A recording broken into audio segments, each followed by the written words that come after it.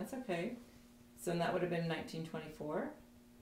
Yeah, because we were just 15 months Okay. apart. And then who's next? Virginia, Do you remember when she was born? she was born November 18th. How many years after Auntie Mary? About the same as her, I'd say 1926. And then after Auntie Virginia, it was. Gloria. And when was Gloria's birthday? Gloria was the January 19th. And how far after Auntie Virginia was Auntie Gloria born? She would have been 80. She would have been 80. So then she was would born have in been 1920. 80 last, In January? yeah. So that was be 1928. Mm-hmm. And then finally, For Lucy, and when was Lucy born? December, right? December 13th. And do you remember what year? How far from Auntie Gloria was Auntie Lucy? I'd say about 3 years. So maybe 1931? Yeah. Maybe so. somewhere in there? Mm-hmm. So how old were you when your dad died? 12. You were 12? Mm-hmm. So that would have been 35. 1935. And then what happened? My dad got killed April 1st, 1935. How?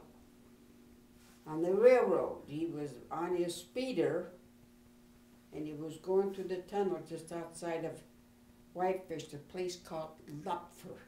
Mm-hmm. And a train was coming, and he was trying to beat the train out of the tunnel, and he couldn't, so he jumped off the speeder, and when the train hit the speeder, the big wheel hit him in the temple, and that killed him. Mm-hmm. Do you remember finding out about that? How did you find out? I was at school, Mm-hmm. and it was during lunch hour, and one of the girls that lived close by, lived right across the street from the depot, her dad was a road, and she'd gone home from lunch, and her mother told her, and then she came to school, and then when she came to school, she told Mary and I that her dad had been killed, and we didn't believe her. The next thing I know, one of the guys from the railroad came and got Mary and I out of school. Mm-hmm. Took us out. And you were, how old were you? I was 12, Mary was 11. Mm.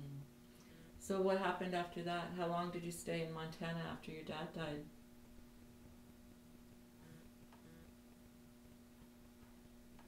We weren't there very long because Mom couldn't speak English. Mm-hmm. And all of her aunts, her sisters and brother at the time came and got us and took us to Portland. And what happened in Portland? In Portland, Mom rented a house, Mm-hmm. and she bought 3 beds, and that's all we had, and a table and chair. Mm-hmm. We lived in that house for a year, Mm-hmm. and my aunts didn't come near. She didn't like us girls at all. Neither did my grandmother. Why? Do you know?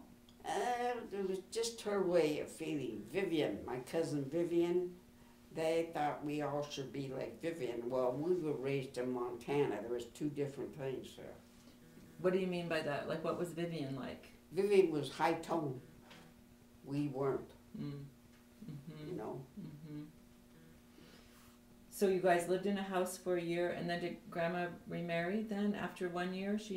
Oh, we lived in this house for about a year, and then my uncle's sweet thing that he was gave my mother a choice. Which uncle? Frank.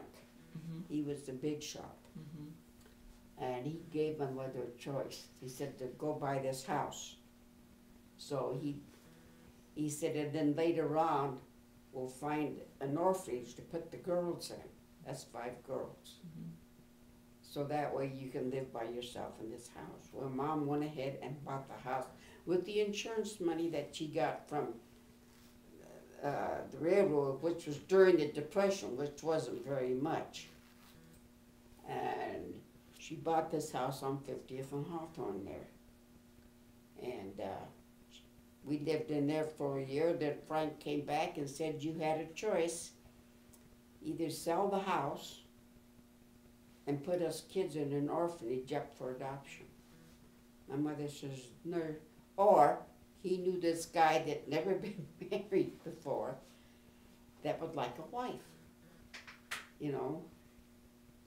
So she says, well, this is what I'll do. She says, I'm not giving up my girls. Why did he want her to give up your girls? Because she couldn't afford to keep you? Mm-hmm. Oh. Yeah. Mm-hmm. And Mom says, no, I'm not giving up my girls. If I have to live in a shed, I'll live with the shed with the pigs and my girls before I give them up. Mm-hmm.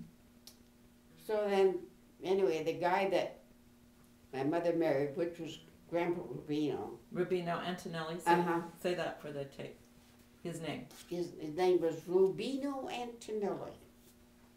And his brother lived down the street from us. And that's how they met. What was his brother's name? Frank. Antonelli? Antonelli. Mm-hmm. So they got married. And for a guy that never been married before, never had kids, he never laid a hand on us, but he did like his drinks. And it depended what kind of a mood he was in. One day he'd be mean and honoring, call us girls' names. The next day he'd be funnier than heck. A comedian. How old were you when Grandma married Rubino? I was about 15. Mm-hmm. Uh-huh.